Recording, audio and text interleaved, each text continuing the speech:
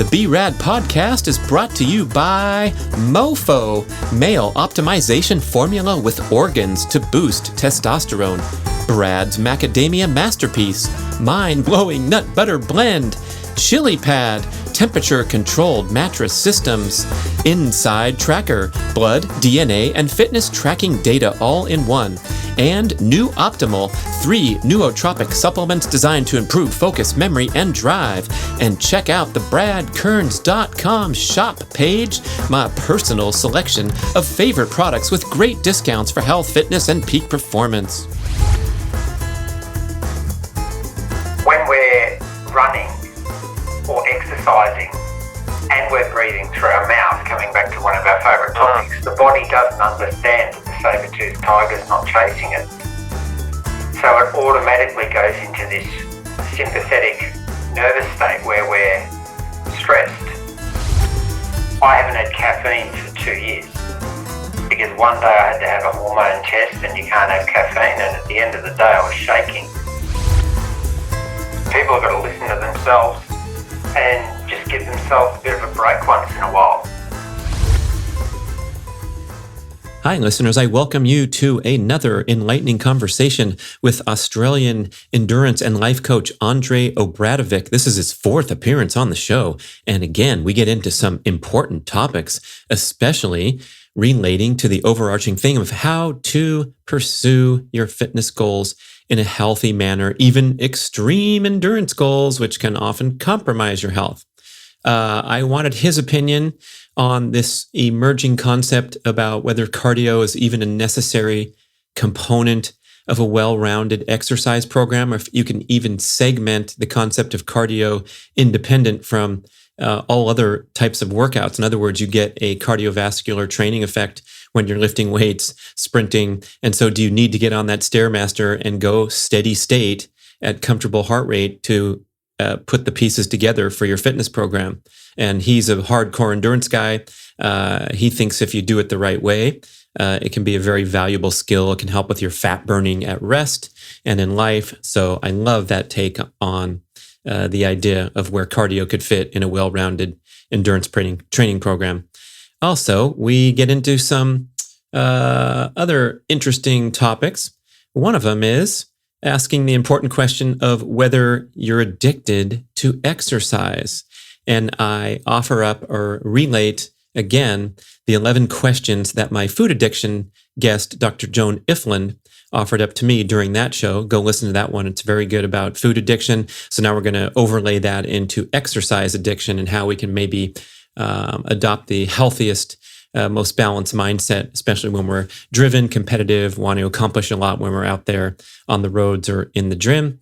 We talk about how mainstream fitness programming is generally, by and large, too stressful for the average participant, and why we see so much attrition in the ranks of the group training or the average gym goer who is well-meaning, goes in there, wants to get in shape, but the programming itself is featuring workouts that are slightly too long, slightly too difficult, done slightly too frequently with not enough rest in between. You're going to hear the word cortisol from Andre several times, where he's talking about the challenges of balancing an exercise program with hectic, high-stress modern life, which it also lends itself toward the chronic overproduction of cortisol and all the adverse health consequences that ensue, especially the way that it inhibits fat burning and actually promotes fat storage. We get into, again, the topic of nasal diaphragmatic breathing that we covered at length in our previous show. And I check in with the good news that my BOLT score, my ability to tolerate carbon dioxide in the bloodstream, has improved quite a bit over the months. And it's been a very slow, steady, patient progress. Started out as pretty darn frustrating. And now I can get my BOLT score into that excellent category of 40 seconds or beyond, starting out with 20 seconds, which is like a barely passing grade. And I encourage all of you to listen to my highlight show when I talked about the work of Patrick McCune and James Nestor in their best-selling books that are out right now, The Oxygen Advantage and Breathe, and how I've really adopted this into my daily life. as well as my workouts. So nasal diaphragmatic breathing, getting popular, lots of science and research behind it. And Andre's a huge fan of that, and it fits nicely in with his kinder, gentler approach to endurance training. I hope you enjoy the show. Look forward to hearing your feedback. Email podcast@bradventures.com as always. And here we go. Andre Obradovic. Andre Obradovic, all the way from Australia, a repeat guest, very popular guest on the show. I love the emails that I get from listeners following up on some of the topics that we've hit. And in fact, we gathered some questions. And so part of this show will be addressing some Q&A from real live people out there. But we always have fun things to talk about. And one of the things I want to do is check back on some of the topics of discussion we had last time. And in general, say hi, how's everything going down under? And how's your summer going? Oh, yeah, middle of December here, middle of November. Well, the summer's good, actually. The sun's out. It's getting warm. It's nice. I'm in shorts today. You look like you're quite cold. We have had a lot of rain recently. But yeah, summer's looking good, and looking forward to getting out in the sun to get some more vitamin D, actually. It's and, we're opened up now, so we're allowed to actually do things after 2 years of horrible COVID restrictions. The city I live in has won the world record. It's actually run by communist dictators. It's won the world record for the number of days we've been locked down. And when I say locked down, I mean not even being able to go 5 kilometres away from our home. So people in America wouldn't understand some of that, I don't think, maybe how ridiculous it's been. But we've won the world record, so that's something to be proud of. But we're allowed to actually go and do shit now. We're actually even allowed to get on a plane and fly to another part of Australia. Not all of Australia, because some parts didn't spend money on their hospitals, and the premiers there are using that they're not using that as an excuse, but they know if COVID gets into their state, they'll be decimated at the next election because lots of people will die. So, Western Australia, as an example, has been locked up for nearly 2 years. You can't go there except football teams can and celebrities can because they bring money in. But normal people can't go.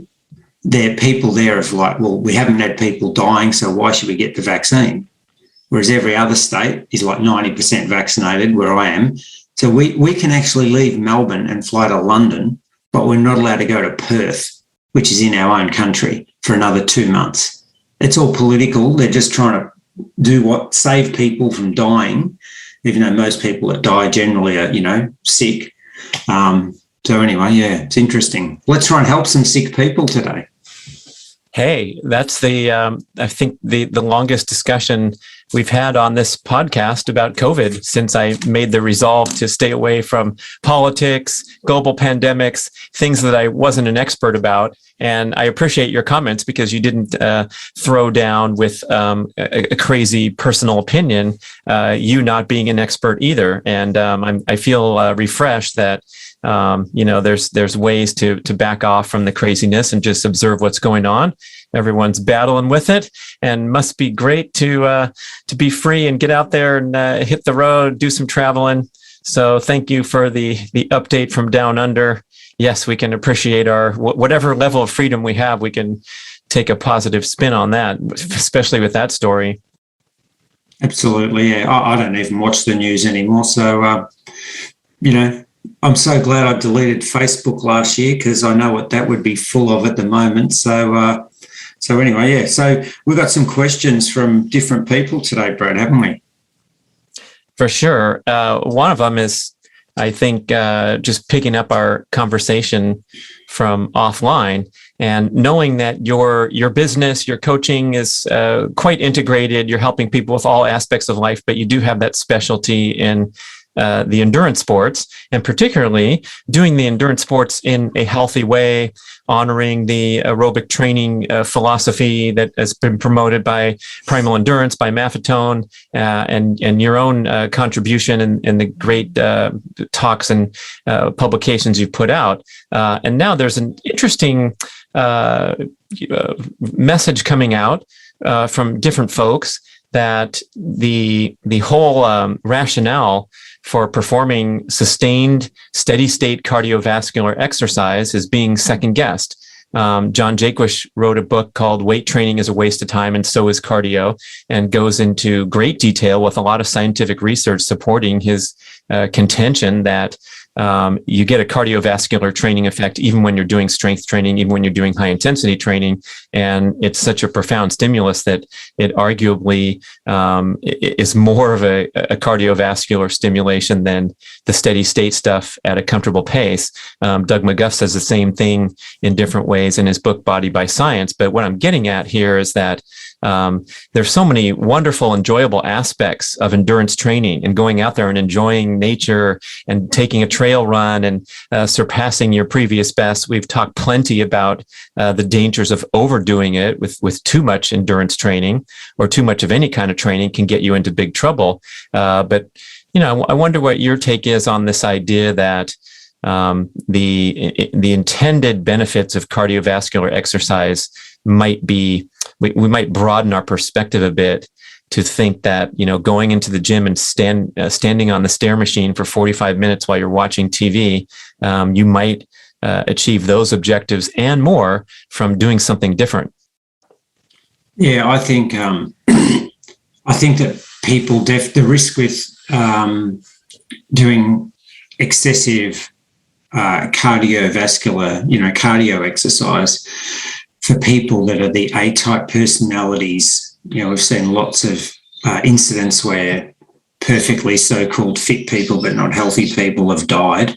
So I think people that are devoted, as you say, devoted enthusiasts probably go too far. And as we've talked many times, they want to run, they want to ride, they want to push themselves on the treadmill day in, day out, and they don't incorporate other lifestyle practices or other routines that can benefit their health.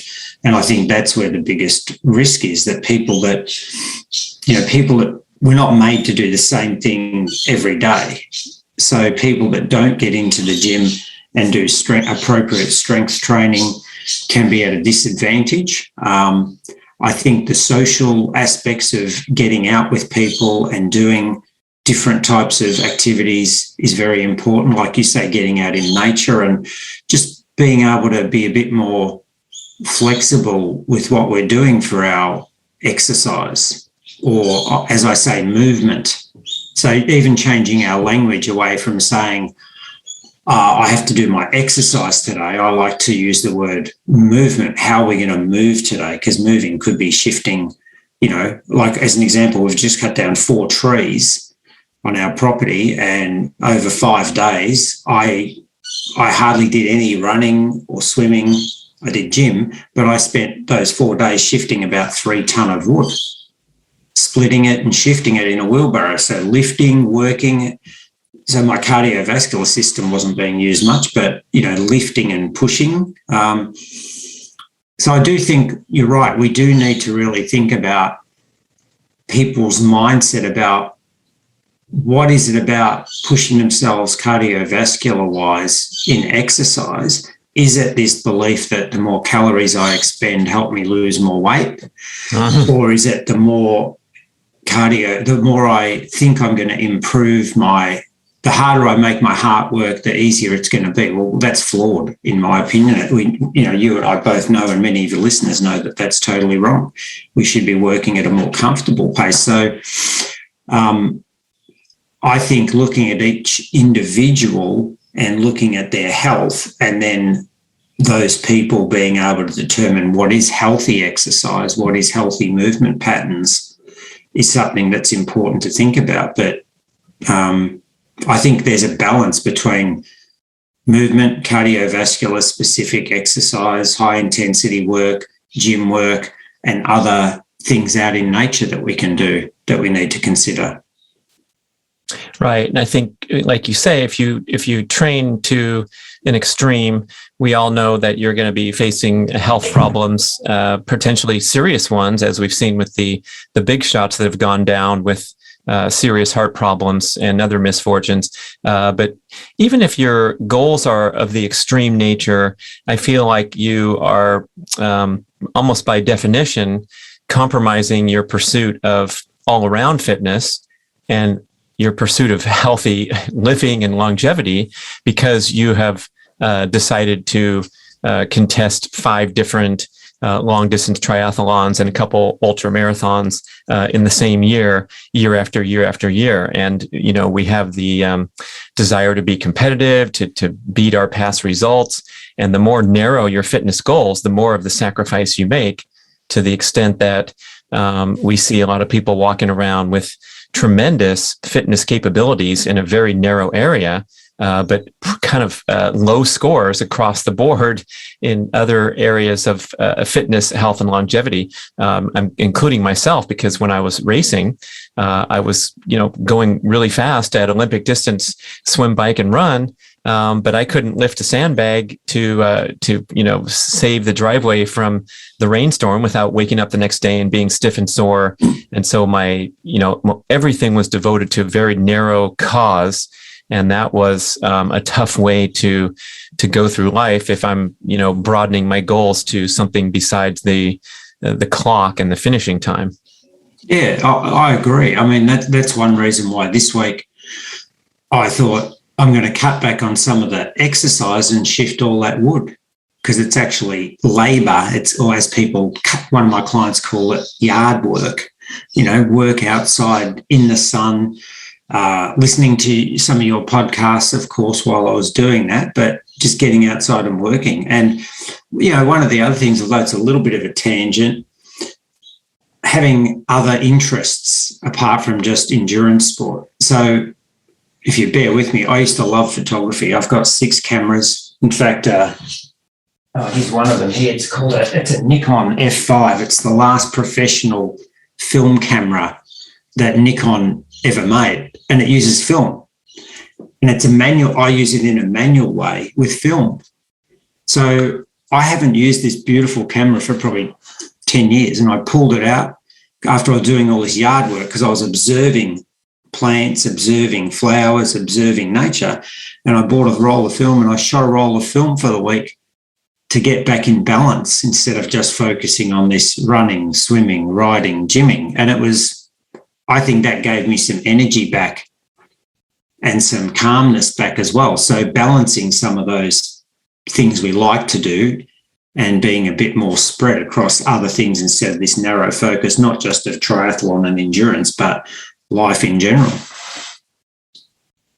Yeah, good point. I think the great athletes embody this. Mark Allen used to take off in the middle of summer when everyone was dipping into that overtraining because the season had been going on for a few months. And then it was time to build up for the Ironman and escalate the training volume. And he would go camping with the Huichol Indians and spend 7 days in a tent out in nature when everyone else was starting to obsess about the championship races coming up. And he was famous for coming back to town, whether it was Boulder, wherever he was mixing with the other athletes, and he was refreshed after 7 days off. It didn't seem to catch on like it should have, but there's a lot of examples about that. I love the documentary and written material about Usain Bolt, where he was widely self-admitted, as well as his coaches and other athletes would talk about how Usain was kind of lazy in training. Usain liked to party and go to the discos at night. You had to drag his butt over to the track to get the work done.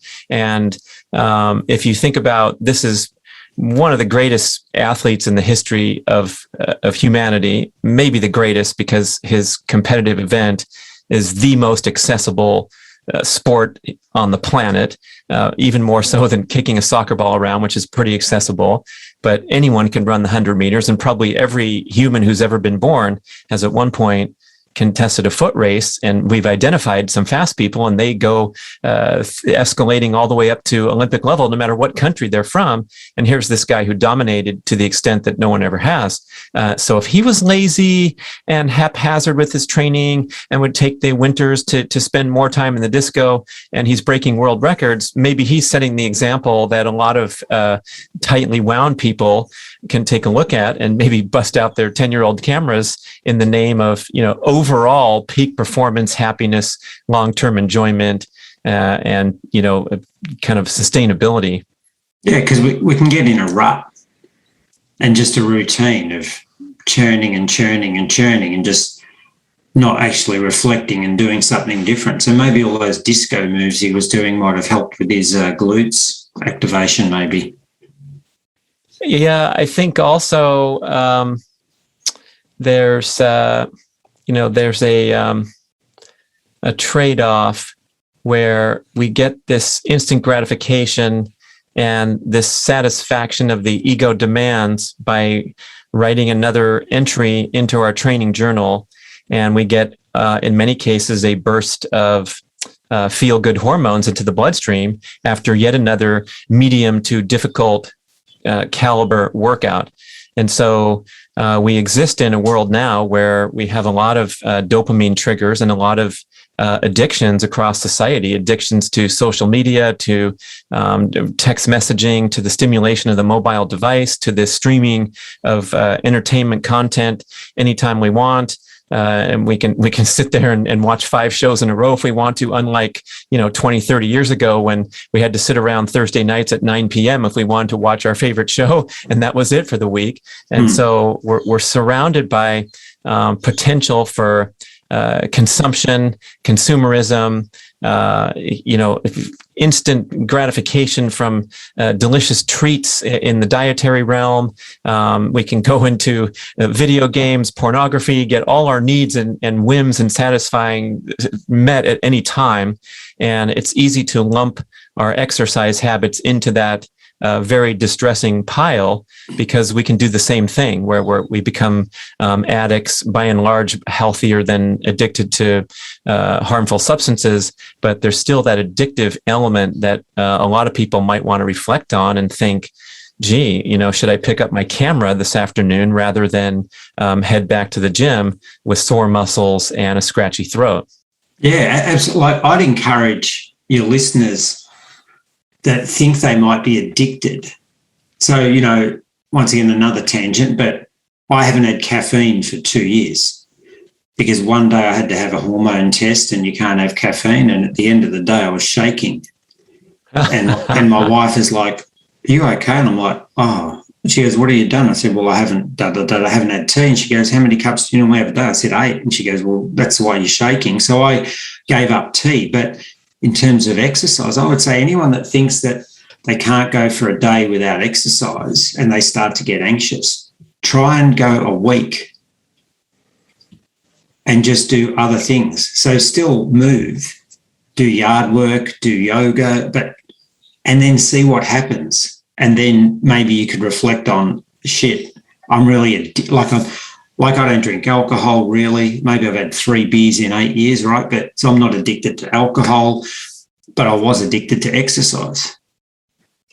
So it's something people can think about is, what else can I do to use some of this time?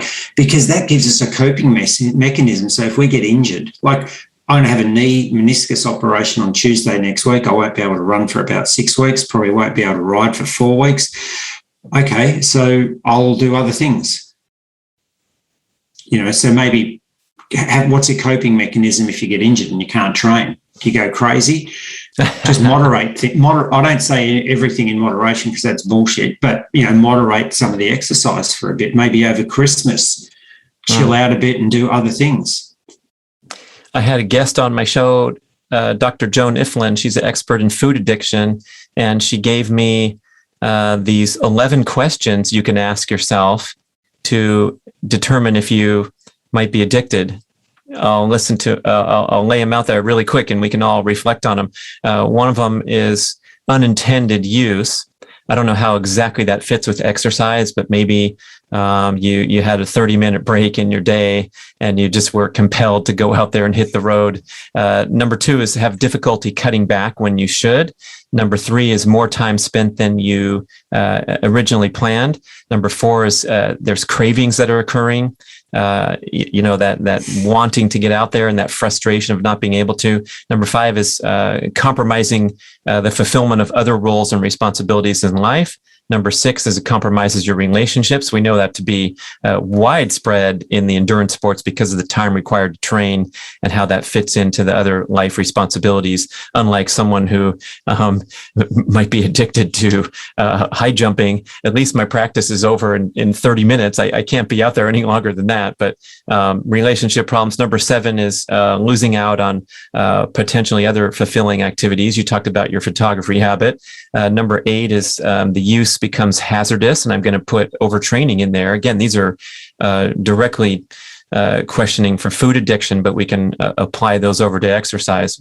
Number 9 is in spite of knowing better, you still go out there and, oh my gosh, people, raise your hand if you've ever had a stress fracture.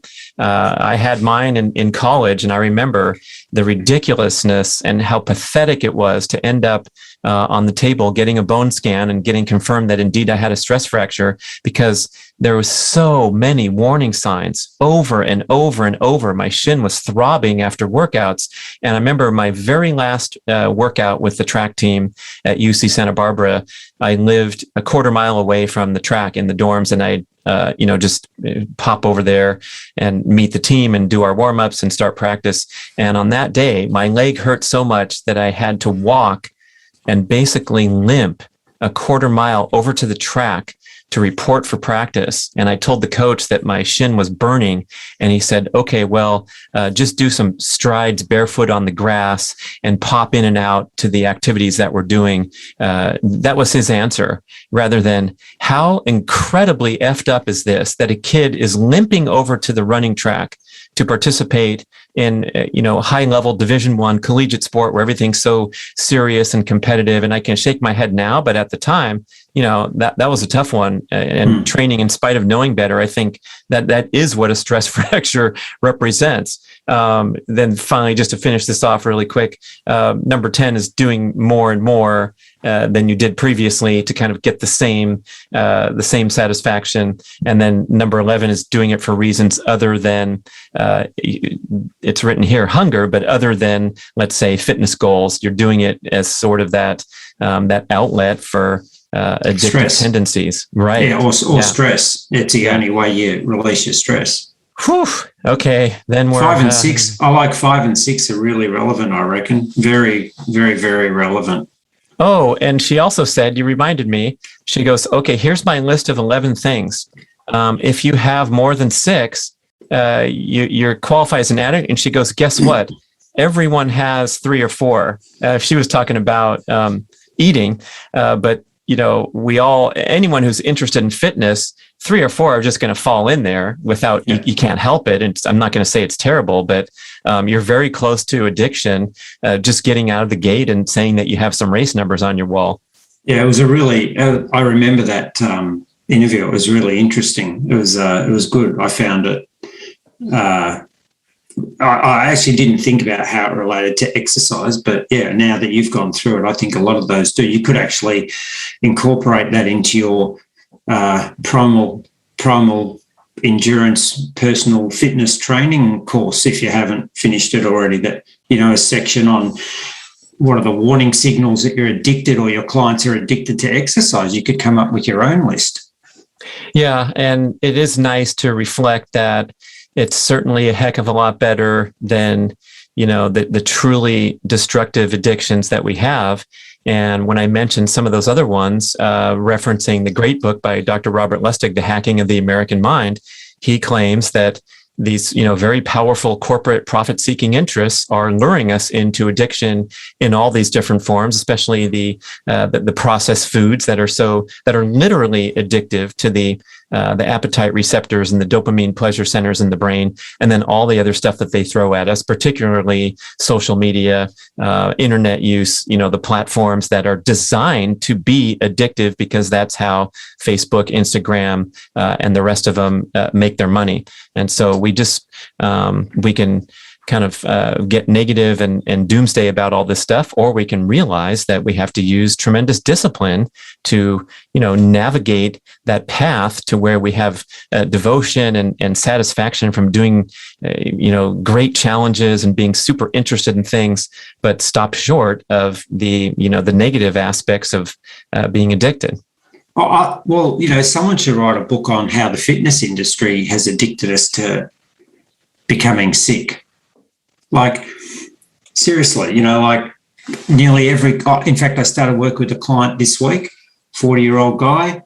He sent me a text saying, I'm in the gym, personal trainer's killing me. I couldn't do the session. I had to throw up. And we start next week. But I said to him, once we start, you're going to cut that back and you're just going to go for walks, because he's like 30 kilos overweight. Yet he, like many people, and probably not many of your listeners, because they've reincarnated in understanding what health and fitness is about, is that most people still are baffled and convinced and addicted by the fitness industry, because it makes sense. You exercise. So the more exercise we do, the more money the fitness industry makes. The more clothes we wear, the more shoes we wear out, the more gym memberships we have, the more protein shakes we have, the more subscriptions we have to stuff.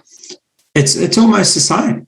The food industry, we got convinced and lied to by the food industry. We got addicted to food, which made us sick. And I believe the fitness industry is exactly the same. Calories in, calories out, work out more, get healthier, but we know it doesn't work. So that's an interesting thing to talk about there. Oh my gosh, that's a great point, and it is right there in the same lineup as the peddling of disgusting, toxic junk food. And it really bugs me, because there's so many well-meaning people that have a desire to balance their life and be more active and be more fit, but the majority of the mainstream fitness programming is too stressful for the average user. And same with the business of the races and the glorification of the Ironman distance as the ultimate accomplishment in triathlon. Hope I'm not hurting your feelings, man, but I know you're a 70.3 specialist. And I'm going to say that if the Ironman were 70.3, instead of 140.6. If Ironman represented those amazingly long and challenging and grueling distances of the half Ironman, we would all be better off. And it's an extraordinary athletic accomplishment to go hard for 4 or 5 hours, which is an extreme endurance contest. Forget about the 12 and the 13 and the 14, because for the most part, most of the participants in Ironman are just trying to survive. And you can go out on the marathon course and walk briskly and talk to your favorite athlete for a half a mile, because that's the speed that they're going at. So it may not even be as athletic of an event as a 70.3 or an Olympic distance, where you're actually racing and you're huffing and puffing and you're trying to pass the athlete in front of you to gain one spot in the rankings. But for some reason, the marketing forces have glorified this ridiculous event that started with a bunch of drunk Navy guys in Hawaii sitting around and bragging and boasting and seeing who could be the toughest athlete in Hawaii. So they paired the 3 main signature events in each sport that already existed on the Hawaiian Islands, and that was the birth of the Ironman. Same with the marathon, 26.2 miles, the distance from Marathon to Athens, Greece. And for what reason is this the template event across the world for aspiring long distance runners, when going for 13 miles for the average busy soccer mom or hardworking corporate person, that represents an amazing accomplishment, and we should stop there unless we're at the Olympic level and able to train all day and do these amazing things. But for some reason, we've all bought into it. You go to the neighborhood health club and they have hour-long classes, boot camp, stepping, throwing the bar around, pedaling the bicycle. And if you walked in there and took the heart rates of all the participants, they'd be well over aerobic limit. And you'd be, seeing people with muscle breakdown and inflammation markers and all these things going on, where if they cut everything in half, we'd all be better off in many ways. Oh, absolutely. Like when I used to work in gyms, people would think I was an absolute clown, because I would say, I'd run my cycle classes and I'd say, we're just going to do a comfortable session today. And, wait a second, I paid $9 for this class. What do you mean comfortable session? I can do that myself. I know. And so I'd be saying, you got to breathe through, and I wouldn't even do the class. like I'd say, I don't need to do this class to get fit, unlike some of the other people that came and taught. They were overweight and they're doing it for them. They're overweight because they're doing 6 classes a day and the cortisol. And so they're following the same approach as most of the people coming to the class. So I don't even actually know why someone would go to a fitness class to work with a trainer who was overweight. Like, I don't understand what that's about. So first thing is, I wouldn't actually get on the bike most days. I'd be walking around, checking their technique, asking them to breathe through their nose. And that would be the next thing. What do you mean breathe through the nose? We're supposed to be puffing and panting. So you'd be on this whole education process. And some people would just walk away, but then other people would come because after a while, they'd say, oh, actually, I feel better. I don't feel so exhausted. I feel better during the day. So, but, 80% of people would think you're an absolute clown, a freak, because you're not killing them in the class. It's all that addiction slant indoctrination of the sickness industry. Whew. Right. Then we're just piggyback over to there where all the people who get injured or broken down can go take part in that flawed pattern too. I guess we should loop up and close some loose ends here and get to the questions. But that starting point that I put some conjecture out there where you can go and do a series of hex bar deadlifts and box jumps and rope climbs and get a profound cardiovascular training stimulus because the cardiovascular system responds to all muscular activity. Could that be an alternate path where the person climbing the stairs and watching TV might want to consider a more varied approach to fitness and still get an A+ in cardio? No, I think so, because it'll stimulate different parts of the body. It'll help our bones, our muscles get a different effect from running, different load patterns, probably better for bone density if we're working on heavier weights, probably less chance of injury in some aspects, less cortisol rushing through the body, more dexterity with our hands and our limbs doing different coordinated movements, I think. But I think people often get scared of the gym. One of the questions I got from someone was they'd like to work out in the gym, but they get scared of all the muscle heads, all the guys pushing the big weights, especially females. So having an approach to use the gym and different parts of the gym based on your experience and your experience with lifting weights and using a gym can be important to think about. But yeah, I think a variation is very important for multiple aspects. Yeah, and I suppose unless we're talking about the pursuit of elite level success in the various sports, I suppose if you had a starting point of broad-based fitness competency through a variety of workouts, and then you said, hey, I'm going to go try for this one-time 70.3 triathlon event, then you can overlay a long distance swim here and there and get out on your bike for several hours here and there. But that person pedaling the bike who has a baseline foundation of doing nice sets of hex bar deadlifts and other things such as core exercises and things that are going to come into play when you're riding your bike for 5 hours, arguably they could excel to a level as good or better than someone who's pure on the mileage and going out there and having a very narrow approach to endurance training. Yeah, I think so. And incorporating yoga as well, so that when you're on a bike, you're more in a more aerodynamic, better position. Like you have a very aerodynamic position on the bike. I don't, because I need to do more yoga. And those other modalities can help reduce injuries, of course, and make our body more effective and efficient and reduce the cortisol. So, if we're constantly working out of math or pushing ourselves too hard, we'll get all this extra cortisol coming into our body, which will reduce our fat burning. And one of the ultimate goals, as talked about by Mark Allen and many others, is fat burning in endurance. So it's like this sword, double-sided sword. You could do too much cardio, stop you getting ultimate body composition, more insulin coming in, stress in the body, detracts from your performance, whereas doing some other gym workouts could make that more effective.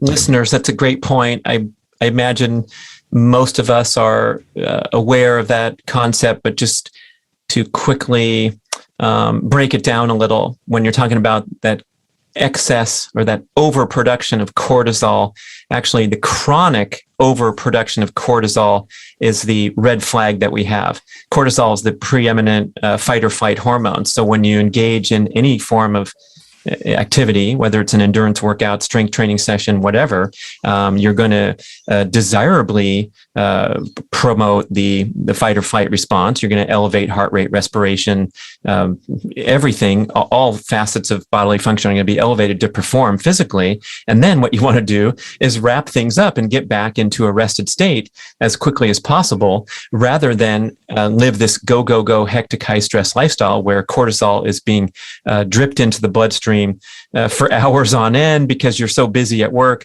or you're doing this extreme endurance training. And when you chronically overproduce cortisol, tell us what happens to your fat burning capabilities there. Well, it switches off, doesn't it? Because our body doesn't, innately our body wants to burn fat. And when we're running or exercising, and we're breathing through our mouth, coming back to one of our favourite topics, the body doesn't understand that the saber-toothed tiger is not chasing it. So it automatically goes into this sympathetic nervous state where we're stressed, and our body thinks we're in danger. So it wants to get the optimal fast machine going, which the body thinks needs glucose. So it starts to shut down those fat burning processes. It starts to, go into glyconeogenesis. If we haven't got enough sugar or glucose available, it converts it out of our liver, gets it into our muscles, ready to work. And that's just more stress on the body, even though we're not actually in danger. We're just doing a run. Like we don't need it, but our body hasn't evolved enough to understand that. Just like when we're breathing through our mouth running, our body doesn't understand that there's not a saber-toothed tiger. We're just going out for a run. So we don't need to be stressed, but our body can't understand, or our reptilian brain doesn't understand that. Our amygdala gets alerted to this, and it sends signals around our body through our pituitary gland and all our adrenal glands and everything. We're in danger. So this is what the body does automatically, but we don't understand that. So our default human metabolic state is to be fat burner. That's how we survived for 2.5 million years, by the way. It wasn't from having 3 regular meals with a breakfast bar and a shake for lunch and a sensible dinner. It was through being able to, first of all, store and then burn energy. And so that's our default state at rest and at low level activity. And then we interfere when fight or flight mechanisms come in, and we switch over to burning preferentially glucose because it burns more easily and more quickly. So just helping the listener out, if this is new information to you, that's a big concept to take away, that if you over-exercise or live in a hectic, high-stress lifestyle pattern, you're going to shut off those fat-burning mechanisms in favor of living off of sugar. And that means that you're going to be craving sugar in the diet. But as we can all relate at times when we've had a personal crisis lasting for a week or 9 weeks, going back and forth to the hospital because there's a vigil and a loved one is suffering, or you're going through an incredible time of personal turmoil, you're not even hungry. You wake up in the morning, alert, full of energy, your fingers are shaking a little bit, and you rush off into your busy day. And that's that gluconeogenesis occurring. That's the body making its own sugar from lean muscle tissue. And so you can actually go through the entire day or week wired, feeling energized because of this fight or flight mechanism kicking in a prolonged manner. And then guess what happens when you abuse that, which is so common today?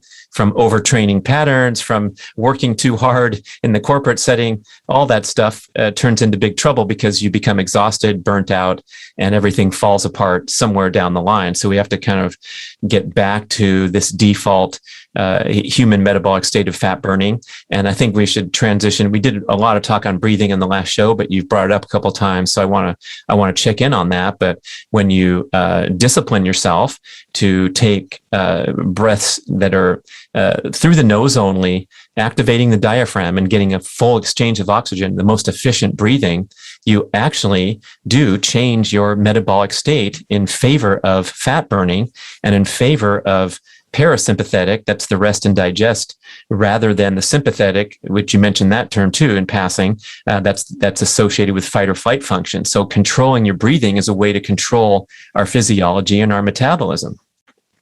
Absolutely. Yep. So, and you explained that really well, that how that all works and comes together, and people just need to take that on board, that, you know, excessive endurance activity at a high heart rate isn't going to help us, and that's why the MAF method and nasal breathing, when you combine those two with low carbohydrate or keto eating, is just probably the number one group of 3 things in the world that can change your life if you're an endurance athlete. But it takes patience, and it takes time, and it takes trust. But go and listen to Mark Allen. Not interested. Patience, time, and trust. Forget that. Come on, man. What else you got for me? Yeah, well, I don't know. Listen to Brad. Look at Mark Sisson. Listen to, you know, I reckon there's 4 or 5 pros now in the world that are all doing this, but they don't tell people because, you know, they obviously don't want, like Pete Jacobs. This is how Pete Jacobs, an Australian who won Hawaii Ironman, trains and fuels. He's a coach as well. He follows the MAF method and low carb. You know, you just got to, people sometimes don't want to take the medicine. Right. We want the quick fix. Just open the damn mouth and start sucking air.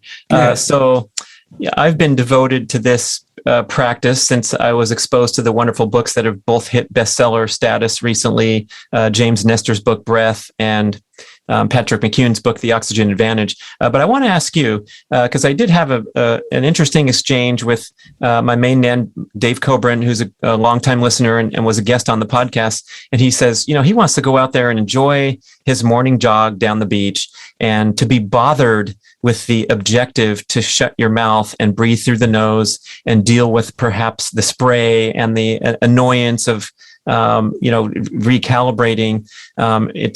It's a little bit of a hassle. And I would totally agree with that, where I'm out of the track trying to execute with my drills and do a good workout. And now I also have to think about shutting my damn mouth the whole time, and at times straining to breathe.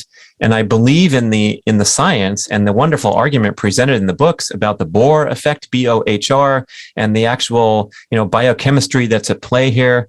But I haven't really noticed this amazing performance breakthrough that now I can run circles around the track and not breathe as hard. So I'm wondering, from your perspective and with your clients, how do we stay the course? Like, what sort of positive reinforcement can we expect or try to pursue to know that this is the way to go? Yeah, good question. So first thing would be all of my clients do a MAF test once a month. So I'm now starting to ask them to integrate doing the BOLT score test on a regular basis, and then we track that on a Google sheet so they see the progress. That's one thing. Doing the exhale test as well. So those 2 tests become part of their regular MAF testing. And then also asking them to think about the 4-gear process that you spoke about with McKenzie. Brian McKenzie, the 4-gear shiftadapt.com. Yeah, the four gears you use. So asking them to not just go out and run and not breathe through their mouth, but think about the warm-up being, you know, gear 1, activations, etc. What you know, just not just blindly running by breathing through the nose, but actually saying to themselves, well, I'm going to do my 10-minute warm-up as I'm running on the beach before I do my intervals, breathing through my nose, and the rest of the run I'll do it as I wish. So sort of taking a progressive approach. So it's not just do your whole run breathing through your mouth, but doing parts of it. So for me, I try and do my drills and strides holding my breath. And then at the end, at the end of it, I take one big breath and then I hold my breath. So I integrate different capabilities or different techniques. So that's what I try and talk to my clients about is don't do the same thing all the time. Maybe one run a week is a breath hold run or a breath hold or nasal breathing run. Another run might only be in the warm up and the cool down. Another run might be just during the drills and vary it and shake it up a bit. And do you believe that you are getting some performance advantages, performance benefits from your adherence to the practice? Yeah, absolutely. Like I even do it in the gym. So when I do my sets of push-ups, I do chin-ups and then push-ups, squats. I do hex bar deadlifts and then chin-ups. That's sort of like the set. And then I do push-ups and squats. I do my push-ups holding my breath. So I breathe out and I find I can get more push-ups without breathing. It's really weird. Yeah. Scott Carney detailed this in his book titled What Doesn't Kill Us. And he was talking about a lot about Wim Hof and the protocols that Wim Hof recommends, where you do some, they call it controlled hyperventilation. And then he was a complete novice and a professional skeptic. That's his area of expertise with his writing, is exposing gurus and charlatans. And he's an investigative journalist. And so he went in there with a completely skeptical attitude and describes how on his first session, he doubled his push-up personal best with his breath held. And biochemically, what was going on is he was sending more oxygen to his muscles. I think his baseline starting point of regular, he did 20 push-ups to failure, and that's pretty good. And then he did 40 with his breath being held. And this is only, 7 or 10 minutes later from going into breathing protocols. So, it's heartening to see that there's real examples of performance breakthroughs. And I'll share with you, Andre, because when we did I don't know if we did that on camera. We were Zooming each other and doing the Bolt score, and you just totally knocked it out of the park. This guy's sitting here with his exhaled breath, just sitting there like it's nothing for over 40 seconds. And I'm like struggling to get to 20 and maybe 25 if I have a good day. But I will say that over time, with sort of a casual, not an overly devoted approach where I was doing it too much, but just once in a while, I would go in and do another Bolt test and another Bolt test, which is a great way of training for it. And now I'm up to 40 routinely. And I can't even believe it's happened because I was so frustrated at first and it seemed like I would never get anywhere, because there's nothing like wanting to breathe and not being able to. And it just, it happens. But I have progressed very inching forward over time. And I do feel like it's revealed in some of my sprint workouts where when it is time to go hard and go all out for 200 meters, I finish and I'm not breathing as hard as I usually am. So I'm better able to process oxygen, I would argue, because of the devotion to nasal breathing. And not that I'm doing it for the entire 200 meters, but like you say, with all my drills, I'm either holding my breath or breathing through my nose. Now, when I finish a 20-second difficult drill, like the B skips or the hamstring kickouts, I have to take 1, 2, or 3 breaths wide open, sucking air through my mouth. But then I make the effort to close my mouth and pull large air through my nose, and then slowly recalibrate back. And I think that's what you're talking about with the gears, where they're just asking you to downshift and do it in a comfortable way. Yeah, absolutely. When I come to Lake Tahoe to see you, we'll do some of those workouts together, and we should do some videos. But that's exactly the approach I take. And listeners should, apart from buying Brad's books, you should buy that book by Scott Carney. I've got it and read it, and the Oxygen Advantage, because it explains all of that. Do you when you say breath hold and do the push-ups, was he talking about exhale and then working, right? Not holding breath. Yeah, he's holding his exhale just as you do with the Bolt test. Yeah. But in the story described by Carney and by many others for this push-up test, it's after a deliberate sequence of controlled hyperventilation. Yeah. So I don't think you can just exhale air, hold it, and then go do a bunch of push-ups. You have to really prepare for this with the protocol described. And so it's kind of a different story. It's a little it's kind of a parlor trick, to build up that that high level of hypoxia, and then we used to do it as kids for fun to see who wouldn't, like how long you could do it before you'd faint or something. You used to do it as a kid, not in the water because that's how you die because your mouth fills up. Yeah, but I actually exhale. When I do my push-ups, I exhale. In fact, tonight, two of my good buddies, Andy and Matt, are coming over and we do a workout in my gym. I exhale and then I do my 20 push-ups.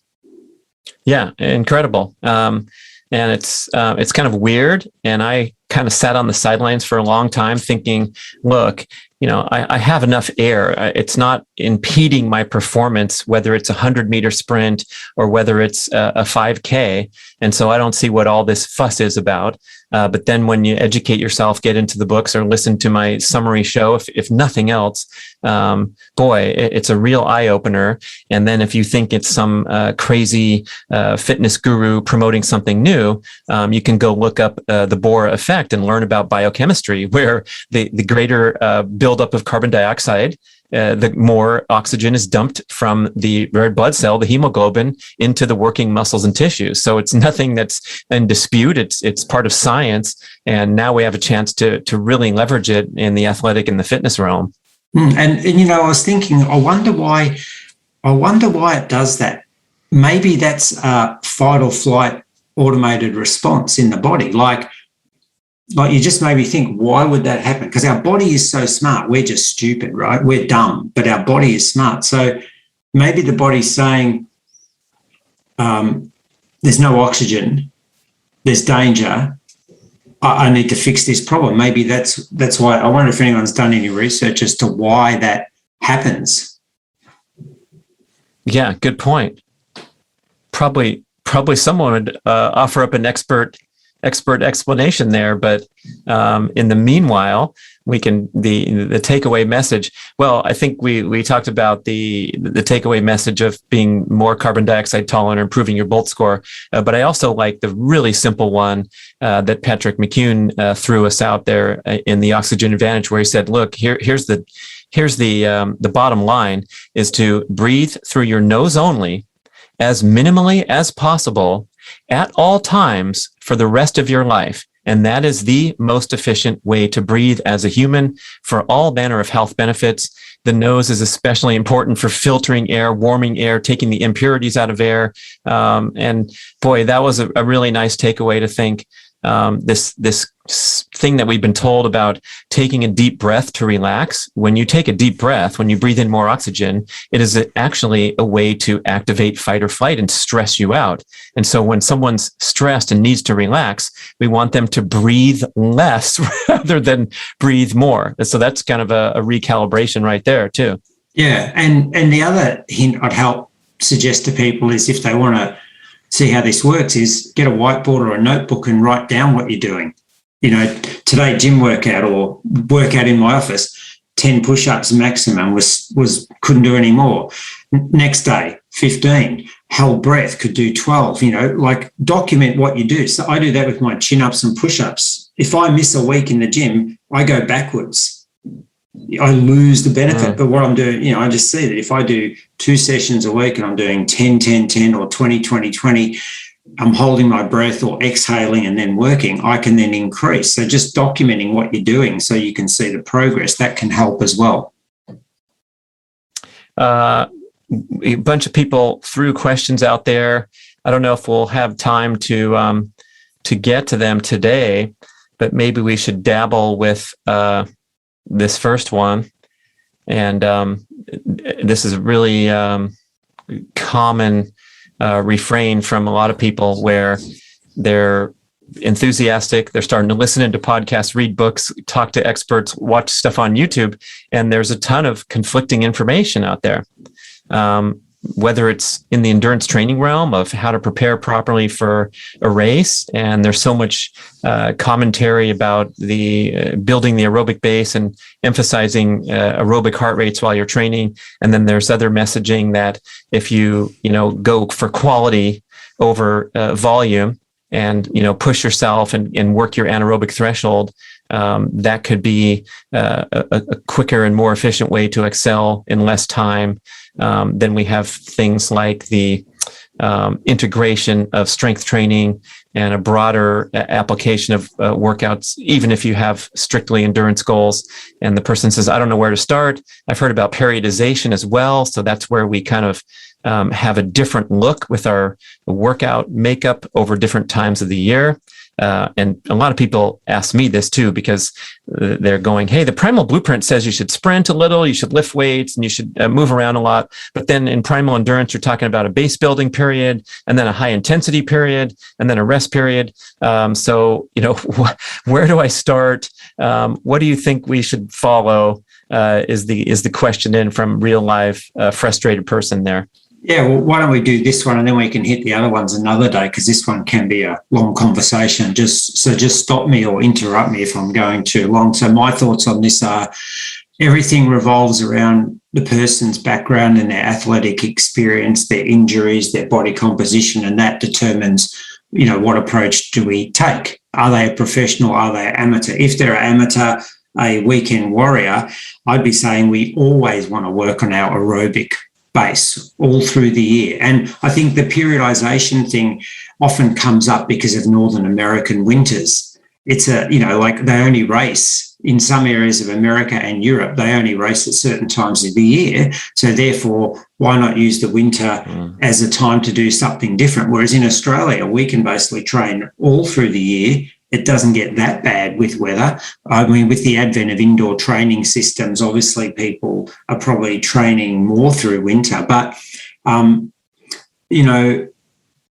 it can be very complex. I like to work with people on an approach that we look at a year's cycle of when their races are, and we make sure that they are constantly working on their base. We intersperse some higher intensity work at specific times.